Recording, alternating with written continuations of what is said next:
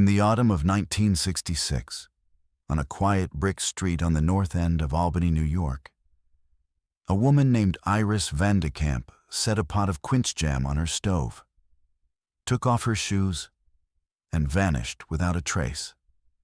She was 43 years old. She owned a small print shop 3 blocks from her own front door. When her son came home from school that afternoon, the chain was still fastened on the inside of the door. Her eyeglasses were folded on the kitchen table, and the jam had cooked down to black tar. Police found no blood, no struggle, no witness, and no body. Within 4 months, they closed the file and called her a thief who ran. The case quickly went cold, and it stayed cold for the better part of a lifetime. 58 years later, one small detail, a faint mark hidden inside a single sheet of paper, reopened everything and revealed a truth no one was prepared for. By the end of this story, you'll understand why she wanted the whole world to believe she was guilty. If stories like this matter to you, take a second to like this video and subscribe. It genuinely helps this channel keep going. Now, let's get into today's case. Iris Vandekamp had ink under her fingernails, and she never once apologized for it. She was born Iris Bosch in 1923, above a bakery on the edge of a neighborhood the city later ate. Her father set type for a living.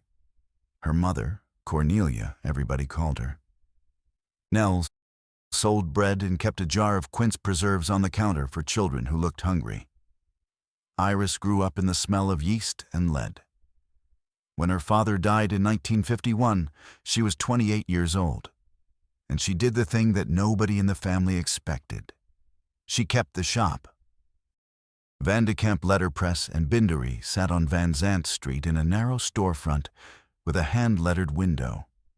Inside, there was a Chandler and Price plate and press that shook the floorboards, a stitching machine, a paper cutter with a blade she sharpened herself, and a smell that people who grew up around printing never forget: ink, kerosene, warm metal, and paper dust. By 1966, she was printing letterhead for law offices, memorial cards for 2 funeral homes, raffle books, wedding invitations, restaurant menus, and because she was stubborn and good with numbers, bid tabulation sheets and ledger books for the city, and for a public authority that was building half of downtown. In 1966, in Albany, a woman who owned a shop and bid on municipal work was a rare animal. Men at the counter asked to speak to the owner. She'd wipe her hands on her apron and say, "You are." She was small, maybe 5'2", with heavy dark hair she pinned up with whatever was in reach. She wore the same gray shop apron for 11 years, patched twice at the pocket. She kept a nail file in that pocket to clean grit out of type. She hummed hymns while she worked, and she was tone deaf, and she did not care. Her eyes were terrible. She was nearly blind without her reading glasses. The kind of blind where a face across the room is only a shape and a voice. She was always losing the chains that held them, so she made her own out of paper clips, a long looped chain that she added to whenever one broke. By that autumn, it was as much bracelet as necklace, 40 or 50 clips long, and it clicked when she turned her head. Her husband, Gerrit Vandekamp, ran a linotype at a newspaper on the second shift. He was a decent man with a flat voice and heavy hands, and he came home at 1 in the morning, smelling of hot metal and beer from the hollow tap. He and Iris had gone quiet with each other years earlier, the way some couples do, not cruel, just separate, like 2 people sharing a hallway. And then there was Wendell. Everybody called him Dell. In the fall of 1966, he was 14, thin as a coat hanger, with his mother's dark hair and his father's silence. He built transistor radios out of parts from the surplus store and hid them in his closet like contraband. He delivered print orders after school on a bicycle with a milk crate wired to the front, and he could balance 400 sheets of cardstock on a curb without dropping a single one. Wednesday nights belonged to the two of them. Wednesday nights. The shop closed at 5 and stayed open in secret until 8.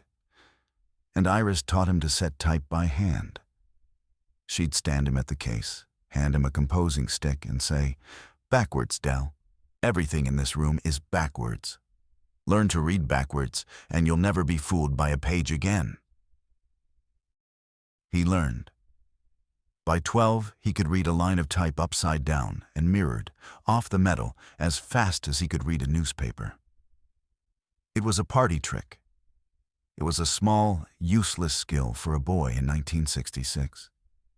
It was also, though nobody could have known it, the reason his mother's name would eventually be cleared. The fourth person in this story worked at a desk in the back of the shop, under a window that never opened. Ruth Ann Ruthie had known Iris since they were 7 years old, since the bakery, since a schoolyard on the hill. She kept the books. She had a laugh you could hear from the sidewalk, and she brought fudge on Fridays, and she remembered every customer's children's names. Everyone loved Ruthie. Del loved Ruthie. She taught him to play gin rummy and let him win for 2 years before she told him she'd been letting him. She had one gift that struck people as charming and should have struck them as something else. Ruthie could copy a signature. Not carefully, instantly, offhand, the way some people can whistle. She'd been signing Iris's name on invoices and delivery receipts for a decade because it saved Iris a trip up front. She'd hold up a receipt and say, "Which one of us wrote that?" And Iris would squint and laugh and admit she couldn't tell. Ruthie had a daughter named Junie who was born with a bad heart. In 1965, a doctor in Boston said the word surgery and then said a number. And the number was more than Ruthie made in 3 years. That's the whole cast. A woman with ink on her hands. A boy who read backwards. A tired husband. A best friend with a debt. Something felt wrong. Really wrong. Starting in the middle of that summer. And Del was the only one who noticed, because he was 14, and 14-year-olds notice everything, and are believed about nothing. The first wrong thing was the door. His mother had never in her life locked the office door of her own shop. That July, she started. She'd go in after closing, pull the door shut, and he'd hear the little brass key turn, and then nothing but the sound of pages. The second wrong thing was Wednesdays. 3 Wednesdays in August, she canceled. Once she said she had a headache. Once she said the press needed leveling. Once she didn't say anything at all. Just squeezed his shoulder in the doorway and looked at him with her glasses pushed up on her head. And her eyes without them were soft and unfocused and frightened. The third wrong thing was the ticket book. Every job at the shop got a job ticket, numbered slip with the customer, the stock, the ink, the run length. The tickets were bound into a fat book with a marbled cover, and Iris kept it on a hook by the press. In September, she started taking it home. She'd sit with it at the kitchen table under the good lamp with a pencil, and she wasn't reading it like a printer. She was reading it like a bank examiner. One night, Del came down for water at 11 o'clock and found her there with the book open and 2 job tickets laid side by side. "What's a notary?" she asked him, without looking up. "I don't know. Somebody at a bank." "Somebody who swears a paper is true," she said. "Go to bed." The fourth wrong thing was the car. A green Chrysler with a black roof started parking across from the shop. Not every day. Enough. It never bought anything. Once Del went out with the trash, and the driver was eating a sandwich, and looked at him for a long, patient second, the way a dog looks at a fence. The fifth wrong thing was the box. In early October, his mother came home with a gray steel lockbox from the hardware store, the kind with a flimsy key, and she put it under the sink behind the ammonia. When he asked what it was for, she said, "Papers." When he asked what papers, she said, "Dell." Just his name, in a tone he'd never heard her use, and he dropped it. The last wrong thing was a sentence. October 19th, a Wednesday. And this time they did work. She let him set a whole wedding invitation, and she only corrected him twice. When they were locking up, she stood with her hand on the light switch and said, "If anything ever happens to me, you look in the ticket book, not the safe, not the desk, the ticket book, and you read it the way I taught you." He laughed at her. He was 14. He said, "Ma, you're being weird." She said, "Say it back to me." "The ticket book." "Good," she said, and turned off the light. 8 days later, she was gone. It didn't make sense. It just didn't. Thursday, October 27th, 1966, came in ugly. Sleet by 6 in the morning, the kind that ticks against glass and turns the sidewalks into gray glue. Dell remembers the sound of it because it was the soundtrack to the worst thing he ever said. There was a school trip to Boston, a museum. $3.50, a permission slip due that day. There was also a radio kit in the window of the surplus store on Broadway. $7, a superhet with a real dial. He had asked for the kit twice. That morning he asked for the kit and the trip. And his mother, standing at the stove in her apron with her hair half-pinned and a paring knife in her hand and a mountain of quince on the counter for the church sale, said not this month. She said the shop was tight. She said November. And Dell, 14, humiliated, aware in that awful adolescent way that other boys' mothers didn't wear aprons with patched pockets, said the thing. He said, "You'd have money if you were any good at running a business." The sleet ticked at the window. His mother stood very still with the knife in her hand, and she didn't yell.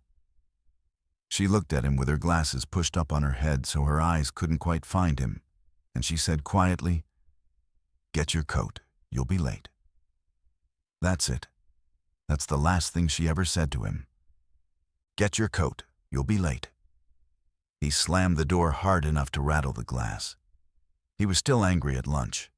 He was still angry at 3. He walked home in the sleet with his collar up, rehearsing an apology he intended to deliver badly. And he came up the steps at 4:40 in the afternoon. And the storm door was unlocked. And the inner door would not open. He pushed. He gave an inch and stopped. The chain was on. The chain was on the inside. He stood there in the sleet with his hand flat on the wood, and something cold started at the back of his neck and went all the way down. He called through the gap.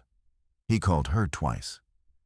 Then he went around the side, through the gate, past the ash cans, to the kitchen door in the alley, and that door was standing open 2 inches with sleet blowing into the linoleum. The first thing that hit him was the smell. Not fruit, not sugar. Burnt a black, bitter, throat-closing sweetness. The pot on the stove had cooked dry and passed dry. The quince had turned to tar, and the tar had turned to carbon. And the enamel underneath was cracked from the heat. The gas was still on, a low blue ring, and it had been on for hours. He turned it off. His hand shook. The radio was playing. WPTR, low, some song with horns. Her glasses were on the kitchen table, folded, set down neatly, one arm over the other, the way she did it 100 times a day. And the long paperclip chain was pooled beside them like a little silver snake. His mother could not see across a room without those glasses. Her shoes were under the chair. Both of them, side by side, heels together. Her coat was on the hook by the door. Her purse was on the counter with $9 and change in it. and her house key in the inside pocket. Her wedding ring was in the soap dish over the sink, where she always put it when she worked with fruit, because sugar got under it and drove her crazy. And the bird cage was open. They had a canary, a cheap yellow hen named Mitzi that Iris had bought at a feed store and taught to sing over the radio. The cage hung in the corner by the window. The little wire door was standing open on its hinge, and the cage was empty, and there was no bird in that house. Not on a curtain rod, not on a lamp, not dead on the floor. Del looked. He looked for an hour. That bird was simply not there. One more thing, and it's the thing that mattered, and it's the thing nobody believed. In the middle of the kitchen floor, shoved against the table leg, was a wicker laundry hamper from the shop. It was 3 feet long, with a hinged lid and 2 brass catches. And in it was what they used to carry finished bindery work in bulk. It lived in the back of the shop. It did not live in the house. Del noticed it because it was in the way, and he moved it with his foot to get to the stove. And he remembered the sound it made, scraping the linoleum. By Saturday, that hamper was gone. By Saturday, no one but a 14-year-old boy could swear it had ever been in that kitchen at all. He ran to the shop first, locked, dark, the closed card in the window in her hand. He ran to the neighbors. He ran to the corner and called his father from a payphone, with a dime that shook out of his fingers twice.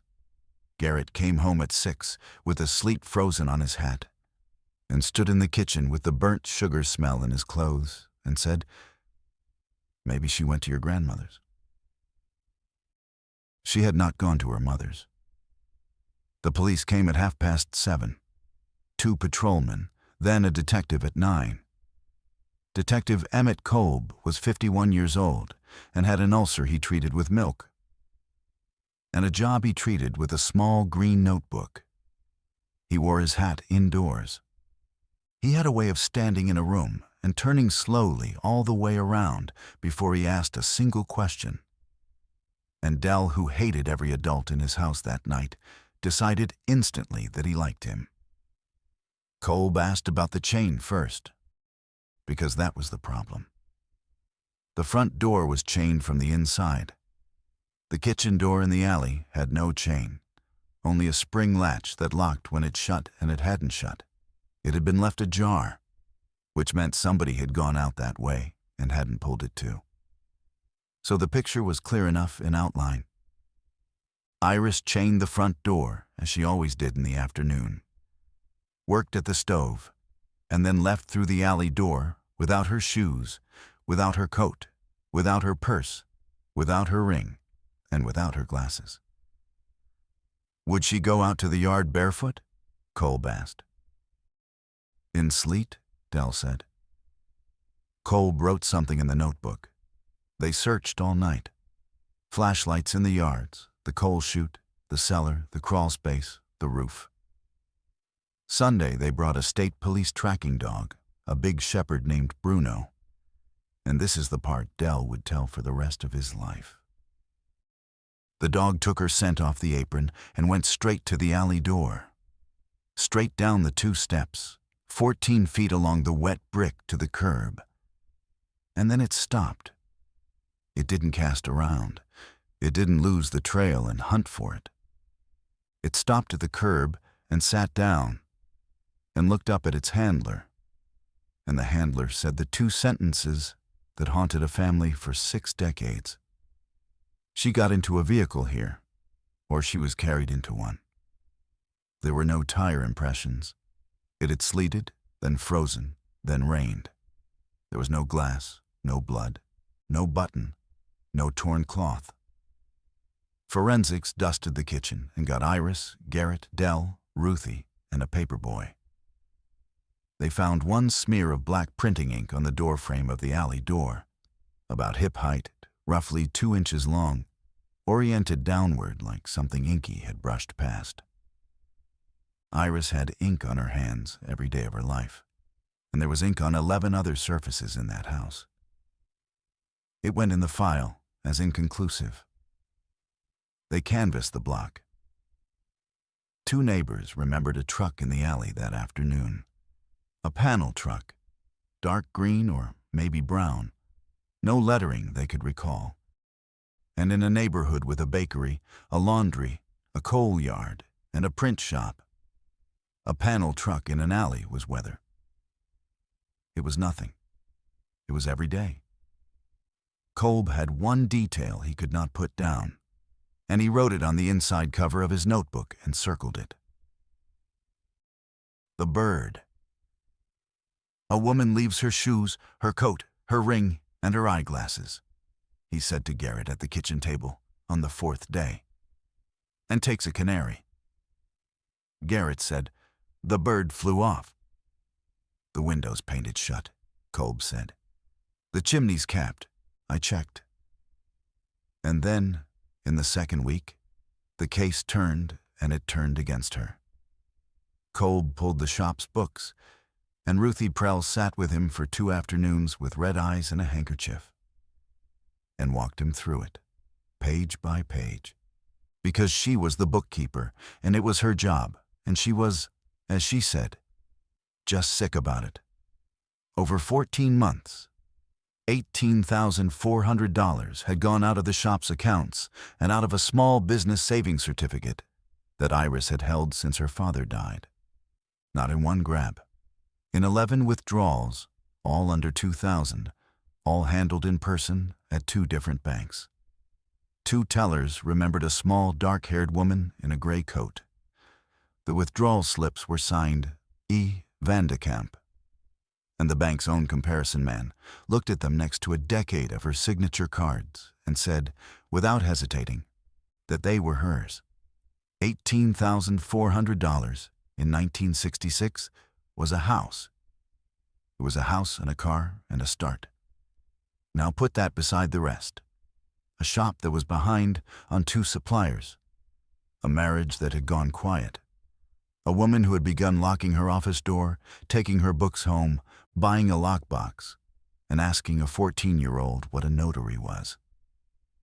The story wrote itself, and the newspapers helped. Printer's wife sought in shop shortage. Missing Albany woman's books short $18,000. Garrett read it at the kitchen table and put the paper down and said, in that flat voice, "She left us." Dell said, "She left her glasses." His father didn't look up. And then, in February of 1967, a letter arrived at the shop, and it ended everything. It came in a plain envelope postmarked Utica, New York, addressed to the shop rather than the house. Typed. Inside was a single sheet, typed on the shop's own letterhead.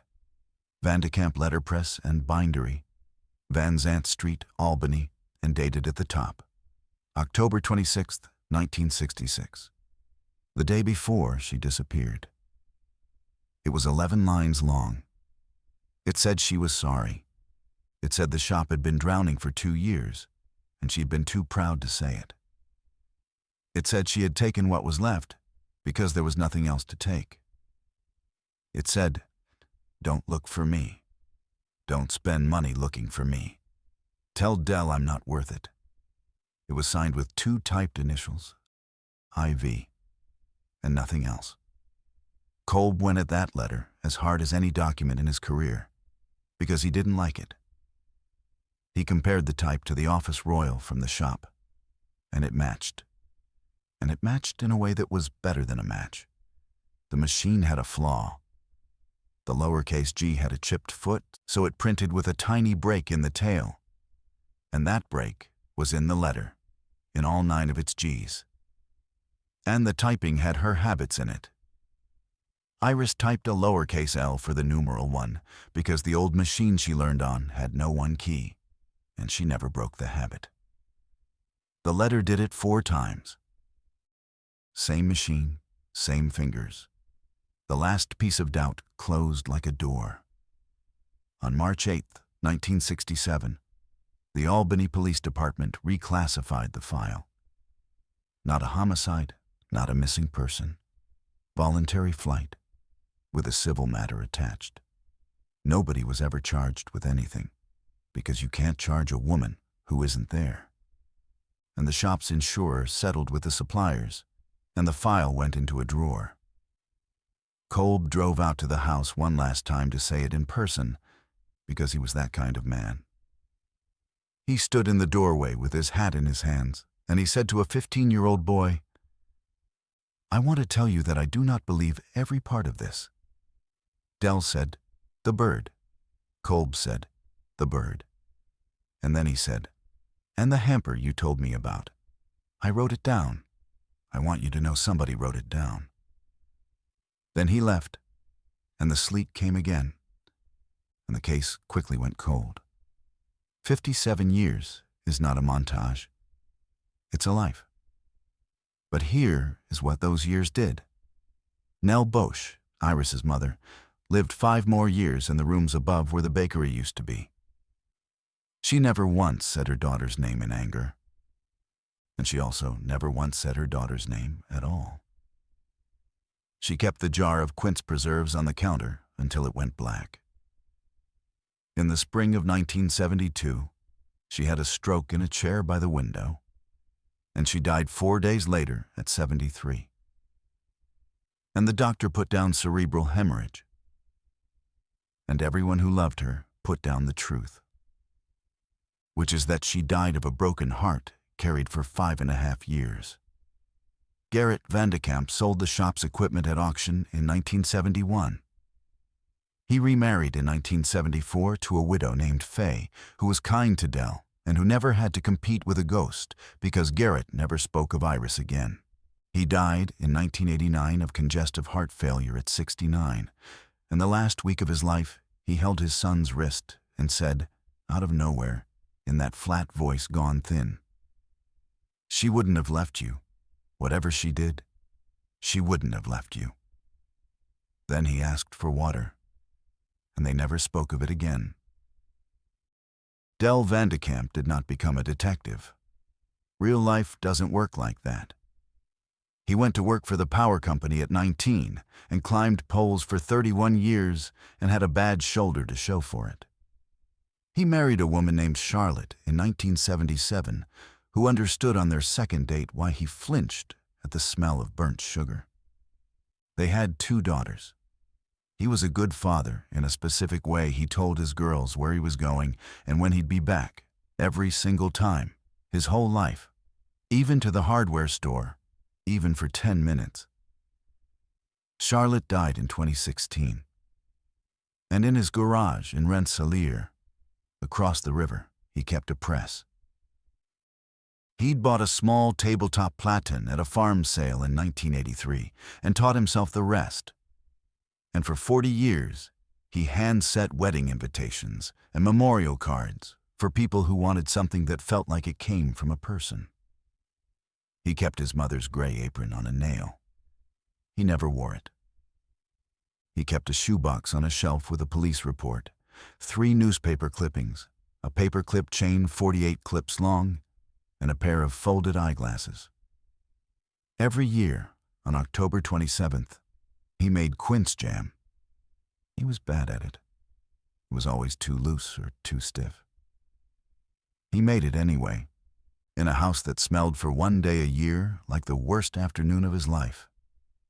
And he ate it on toast in February and thought about a sentence he'd said at a stove in the sleet. "You'd have money if you were any good at running a business." 58 years he carried that. Then, in March of 2024, everything suddenly changed. And it started with a building coming down. The Hudson Gateway Municipal Annex was a 9-story concrete box on the west edge of downtown, put up in 1966 and 1967. And by 2024, it was full of asbestos and mold, and nobody would rent it. The county voted to demolish it, which meant that before the wrecking crews came, 60 years of paper had to come out of the sub-basement. Purchase orders, bid books, payroll ledgers, correspondence files, 41,000 cubic feet of it, hauled to the county records center in cardboard totes, and a grant had just come through to digitize it. Naomi Baptiste was 26, 6 months into the job, working a flatbed scanner in a windowless room with a podcast in one ear. Her grandfather had spent 30 years at a paper mill in Corinth, and because of that, she had a genuinely unusual affliction for a person her age. She loved paper. Not what was on it. It. She could tell you laid from wove by feel.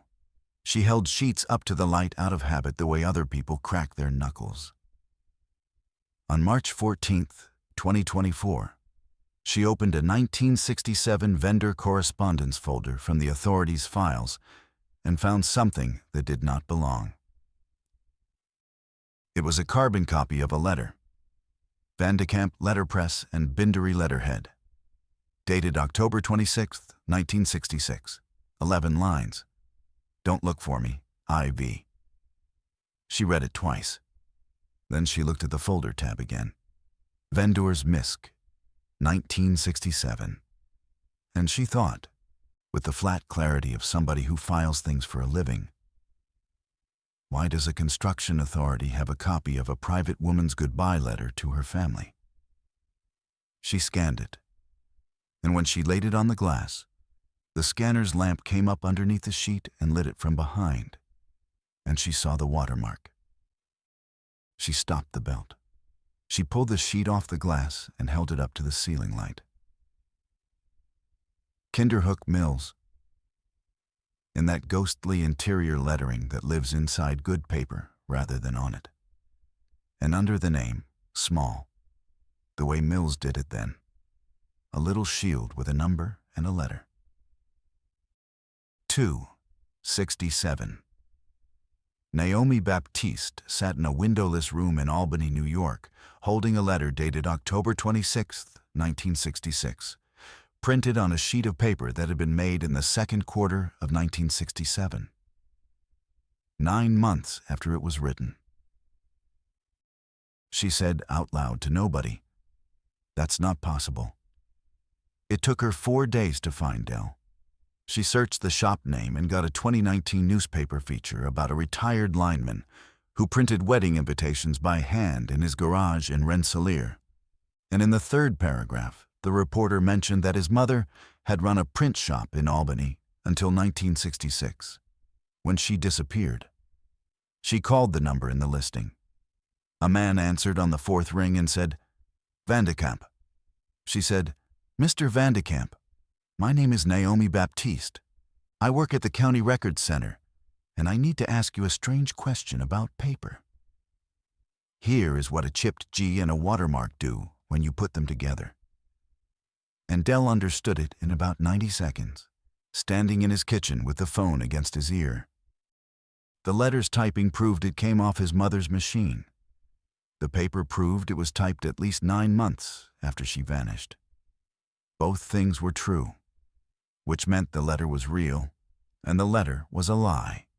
Somebody who had that typewriter had sat down in 1967 and typed a dead woman's goodbye and backdated it to the day before she disappeared. Dell sat down on the kitchen chair, and his blood ran cold.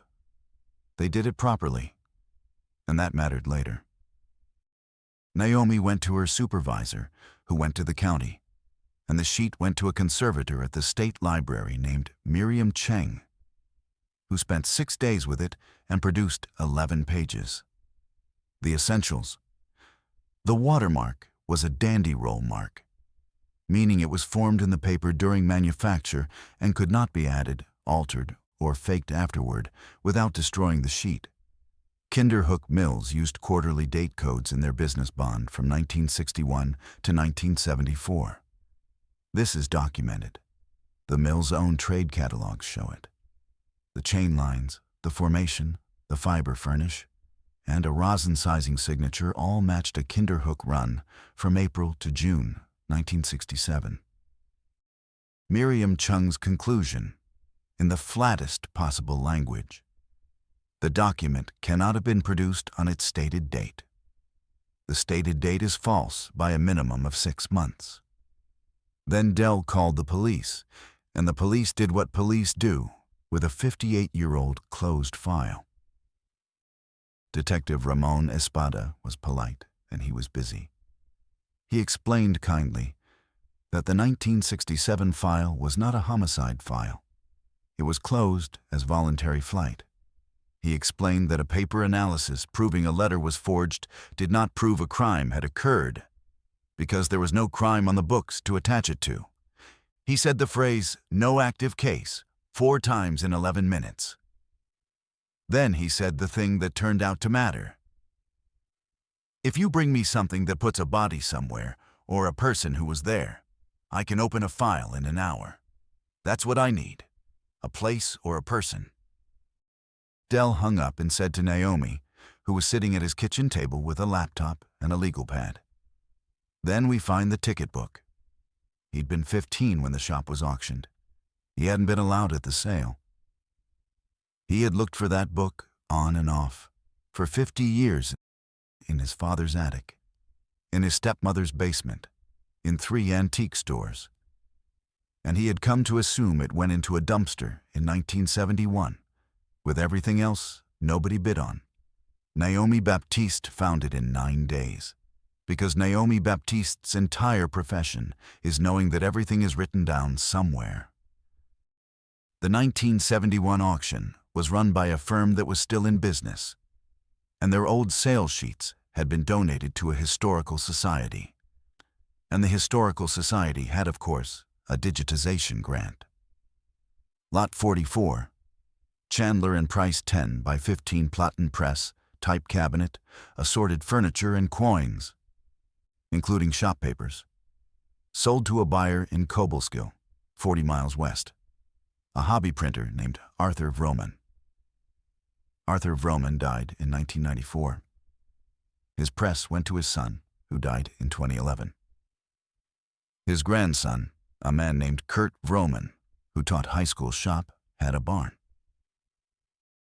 "There's a whole box of ledgers and junk that came with it," Kurt said on the phone. "My grandfather never threw out paper. It's under a tarp with a cider press." Dell drove out on a Saturday in April. It was raining. Kurt Vroman opened the barn and pulled the tarp off. And there, in an apple crate with mouse holes chewed in the corner, was a fat book with a marbled cover. Dell Vandekamp, 72 years old, stood in a stranger's barn in the rain and lifted his mother's ticket book out of a crate and put his face down into it, and smelled ink and kerosene and mildew, and cried in a way that embarrassed everybody, including him. Then he took it home and read it the way she taught him. Here's what she'd done. It was so simple and so completely hers. A job ticket is a public document in a small shop. Customers see them, employees handle them, anyone can flip the book. So Iris didn't hide her record. She wrote it in plain sight, in printer's shorthand, in the margins of the tickets themselves, in her tiny square pencil hand, among notes about ink coverage and paper grain. And she wrote the sensitive parts backwards, mirror reversed, the way type sits in a stick. Because she had exactly one person in her life who could read that, and she'd taught him herself. Naomi held a compact mirror to the pages while Dell read. It took them 2 nights. Job 4417, August 3, 1966.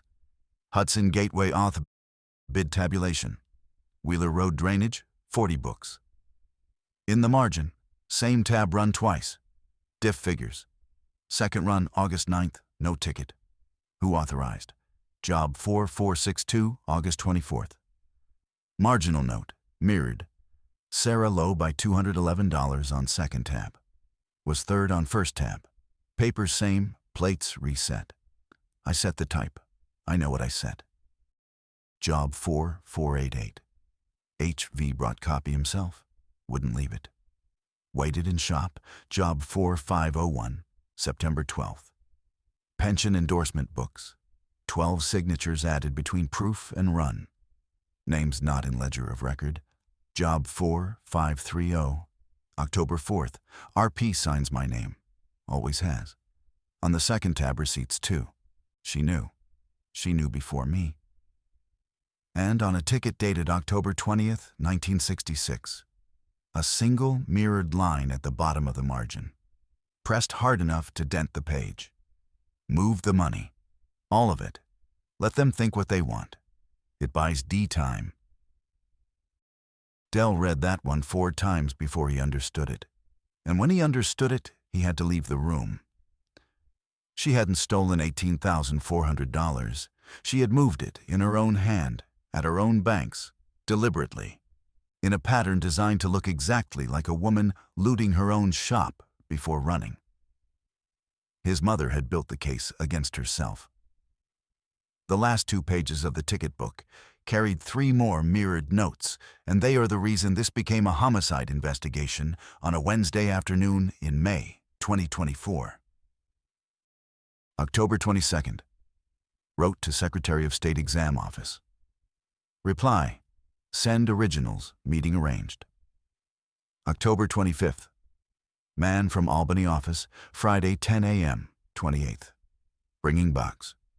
And then, on the ticket for October 27th, 1966, the last entry in the book, a rush job for a funeral home, 400 memorial cards, a margin note, not in mirror at all, just plain, in the ordinary handwriting of an ordinary Thursday morning. D, angry with me. Buy him the radio kit anyway. Payday. Espada opened a file in 50 minutes. Now the other small detail, because it was never 1 clue, it was 3, and the third one was a bird. Dell had told Naomi about Kolb's circled note on the inside cover of the notebook, and Naomi, who thought like an archivist, said, "If somebody took a live canary out of that house, they didn't take it to kill it. They took it because they wanted it, which means somebody suddenly had a canary. They looked for a bird in the 1967 paper record of a city of 100,000 people, which sounds insane. And it took her 6 weeks, and it worked, because the 20th century photographed everything and put it in a bulletin. St. Coleman's Parish, Watervliet, Monthly Bulletin, June 1968. A photograph of the children's choir and a caption. In the 3rd row, a girl of about 11, thin, in a white dress, holding a birdcage up at chest height for the camera. The caption named her Junie Prell, who brought her canary Mitzi to sing with the choir. Mitzi. Ruthie Prell had not changed the bird's name. In 58 years, that was the single most human thing in the entire case. Ruth Ann Prell was 96 years old and living in a care home in Watervliet called Maple Crest, 11 miles from the kitchen where Iris Van de Kamp's jam burned. Espada went first, with a detective from the DA's office and a video camera and a lawyer appointed for her. Dell was not in the room. That was the deal, and he kept it. And he sat in a molded plastic chair in a corridor that smelled like disinfectant and green beans for 2 hours and 40 minutes, while his mother's best friend talked. They started with the paper. They laid the letter and Miriam Chung's report on the tray table in front of her.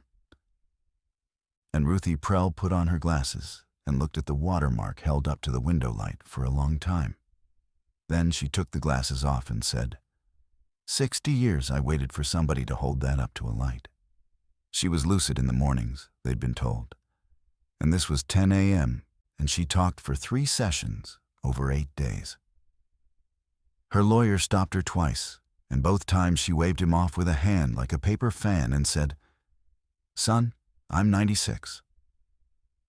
The full account, from the deposition and the ticket book together, runs like this. In 1965, the Hudson Gateway Authority was letting contracts on $11 million of public work.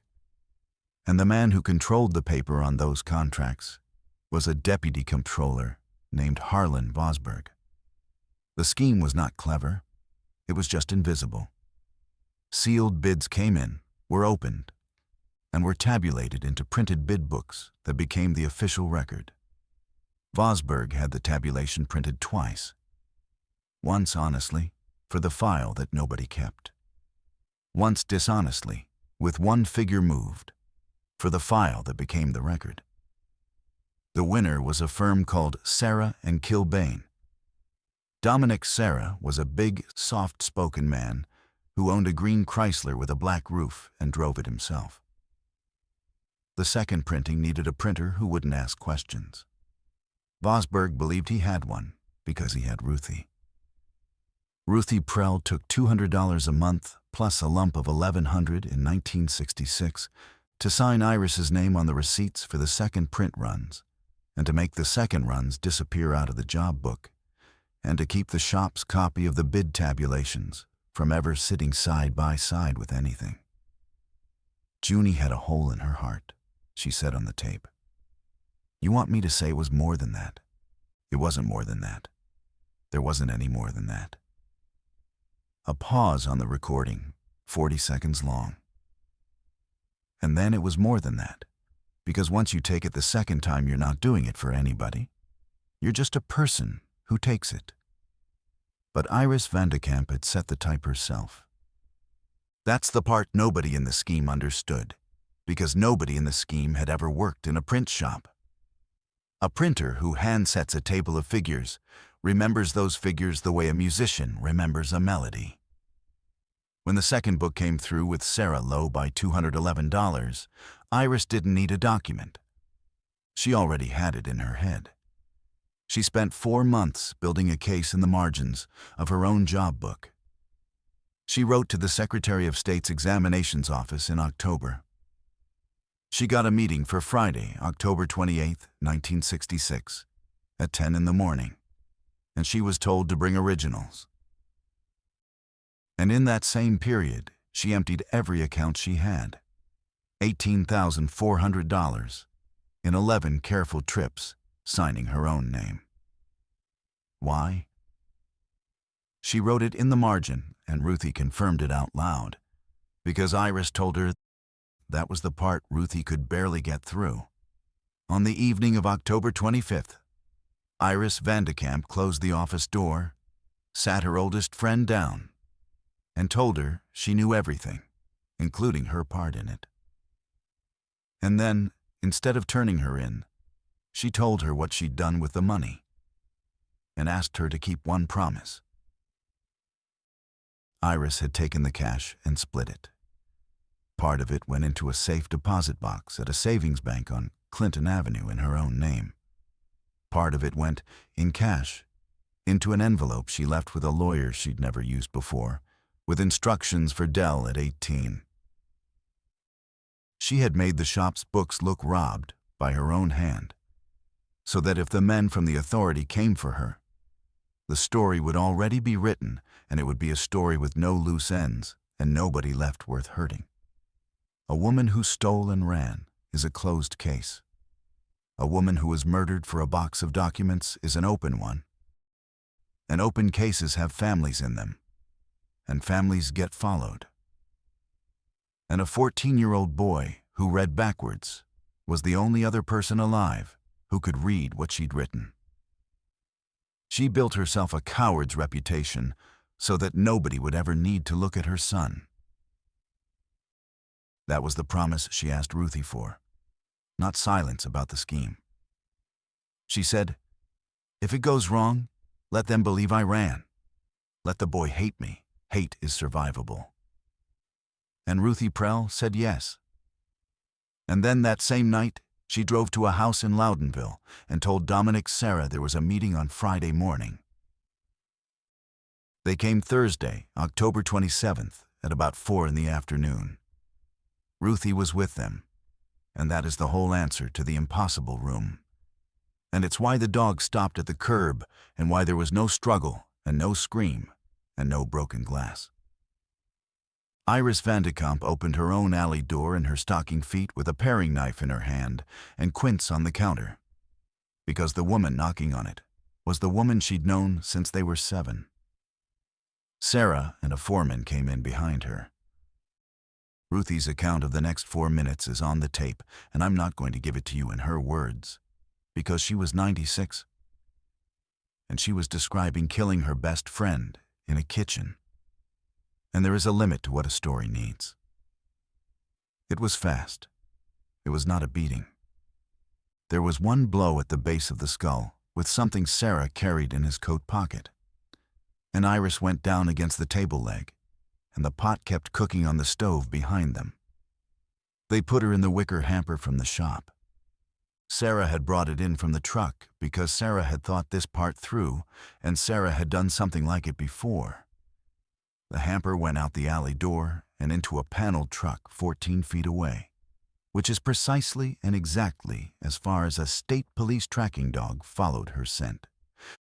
The ink smear on the doorframe at hip height was the hamper's brass catch, which had ridden all day against a freshly inked press in the back of a print shop. Ruthie stayed behind for 6 minutes to take the box. She looked in the safe and in the desk, and under the sink where the gray lockbox was. And she took all of it, and none of it was the record, because the record was written backwards in the margins of a job ticket book hanging on a hook in a shop 3 blocks away. And Ruthie Prell had looked at that book every working day for 15 years and never once read a word in it. Then she turned off nothing, moved nothing, cleaned nothing.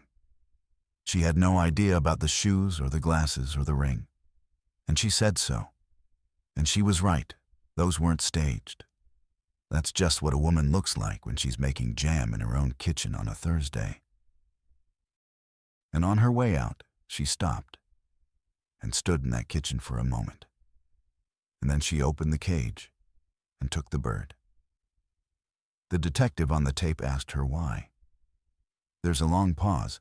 She says, because it was going to starve in there. The Hudson Gateway Municipal Annex was scheduled for demolition on June 3, 2024. Ruthie told them in the second session where Iris went. And she told them because she had been an accounts clerk her whole life, and she remembered the date the way clerks do. Sarah and Kilbane had the annex foundation contract. The east loading dock apron was scheduled to pour on Monday, October 31st. It poured on Friday, October 28th at 4 in the morning, unscheduled, with a 3-man crew and no inspector. And the pour ticket is in the authorities' own records, in a tote in the county records center, 30 feet from the desk where Naomi Baptiste found a watermark. She pulled it herself. Concrete delivery ticket. 14 yards, 4:05 a.m., signed by a foreman whose name is on the deposition. They stopped the demolition on May 22nd. Ground-penetrating radar over the loading dock apron on May 24th showed an anomaly 41 inches down, roughly 3 feet long, with a void signature and 2 small high-density returns. They cut for 2 days.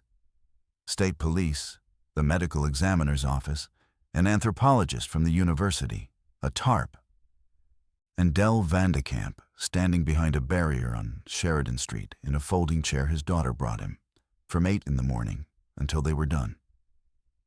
At 3:40 in the afternoon on May 26th, 2024, they lifted out what was left of a wicker laundry hamper, mostly the 2 brass catches and a hinge and a stain of organic material in the shape of a box.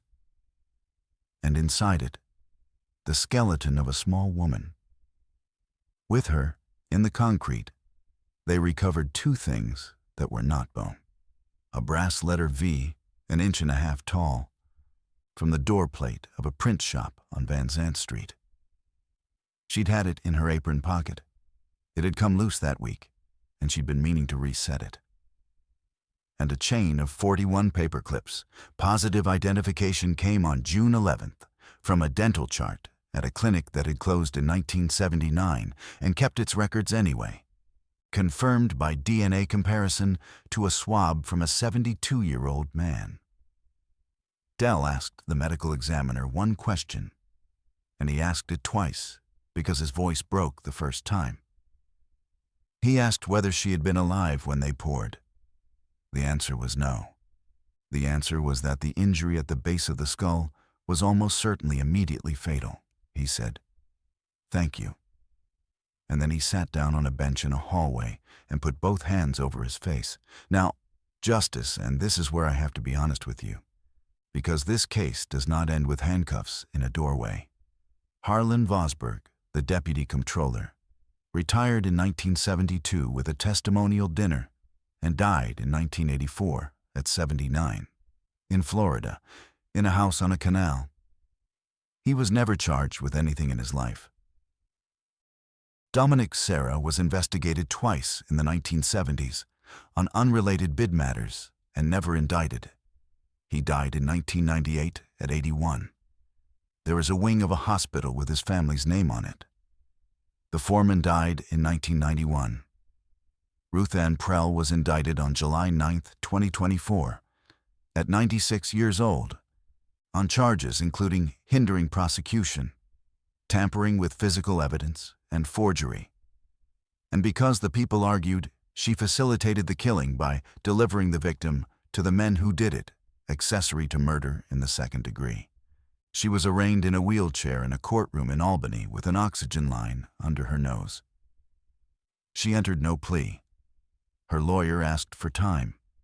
She died on August 6, 2024, 28 days after the indictment, of pneumonia, in the same bed at Maple Crest where she'd told the truth. So no one was ever convicted. Not one person served a single day for the murder of Iris Vandekamp. But something else happened. And I want you to understand why the family calls it justice anyway. On September 30th, 2024, the Albany County District Attorney's Office filed a formal statement of exoneration, and the 1967 classification of the case as voluntary flight was vacated and replaced. The bank's 1966 finding was reversed. The $18,400 was traced. The safe deposit box on Clinton Avenue was drilled by the bank's successor in 1978, when the rent went unpaid. The contents were reported as unclaimed property, and the funds were transferred to the State Comptroller's Abandoned Property Fund under the name Iris Vandekamp, where they sat, listed publicly, searchable, for 46 years, while her family was told she'd run off with them. Dell claimed it in October 2024. With statutory interest, it came to a little over $61,000. He gave $20,000 to the County Record Center's digitization program. And on October 27, 2024, 58 years to the day, Iris Bosch Vandekamp was buried at Old Sand Hill Cemetery on a hill east of Albany, in the plot beside her mother, Nell, who had gone into the ground in 1972, believing her daughter was a thief. It rained. Of course it rained. There were about 90 people there, which surprised everybody. 2 of Kolb's grandchildren came. The detective died in 1988. But his green notebook was in a box in a garage in Delmar, and his granddaughter brought it and gave it to Dell, and on the inside cover, in ballpoint, circled twice. The bird, Naomi Baptiste, sat in the second row. Dell spoke for 4 minutes. He'd printed the memorial cards himself, by hand, on his mother's kind of stock. And he'd set the type backwards in a stick in his garage the way she taught him on Wednesday nights.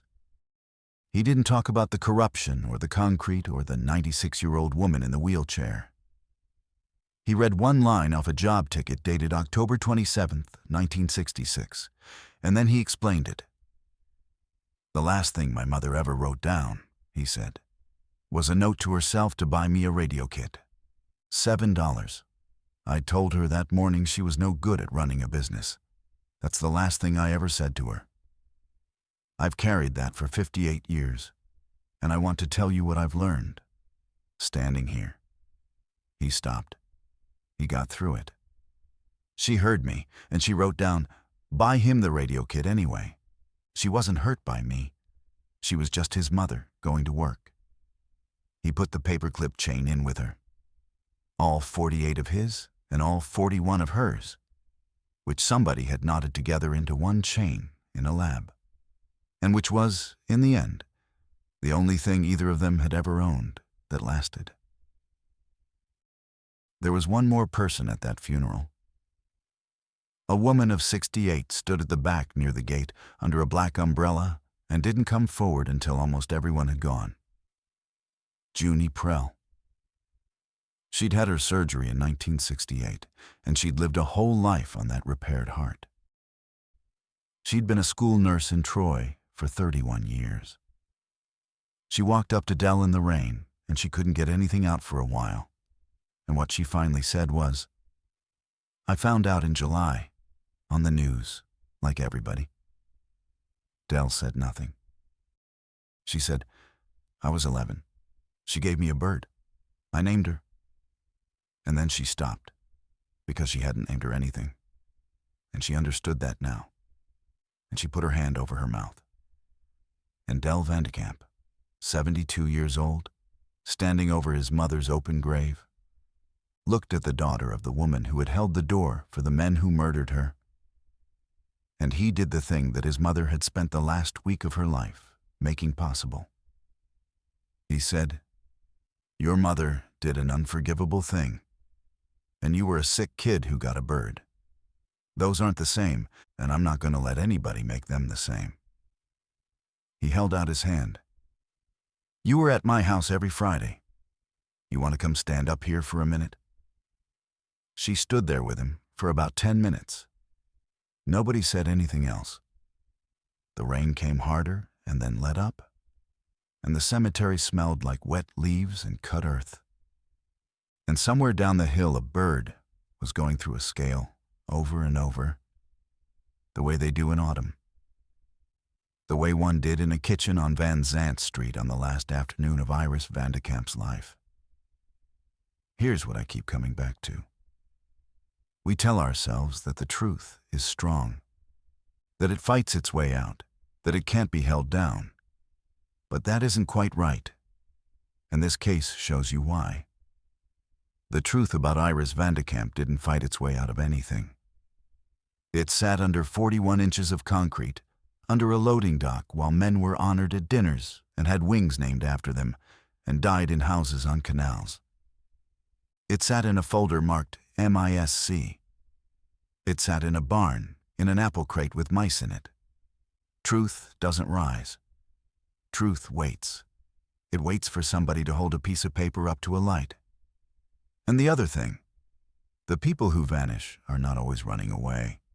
Sometimes they are standing directly in front of the thing that is going to destroy them. And they've done the arithmetic. And they have decided what to spend. Iris Vandekamp spent her name. She let her own mother go to her grave ashamed of her, and she let her only child grow up believing she'd walked out on him in the sleet, because she understood that a story with a villain in it stays open, and a story with a thief in it closes, and a closed story would leave her son alone. She lost 58 years of being loved correctly. She bought him a life. That's not abandonment. That has never been abandonment. That is the most expensive thing a person can buy. And she paid it in full, in a kitchen, in her stocking feet on a Thursday. The men who did it were never punished. Her friend died before her trial. There's no wing named after her. And the annex came down in the spring of 2025. And there's a parking structure there now with a small bronze plate by the east entrance that most people walk past. But her name is right in the record. Her son knows what she wrote in the margin. And a 26-year-old woman who loves paper will tell you, if you ask her, that she thinks about it every time she hears a scanner lamp come up under a page.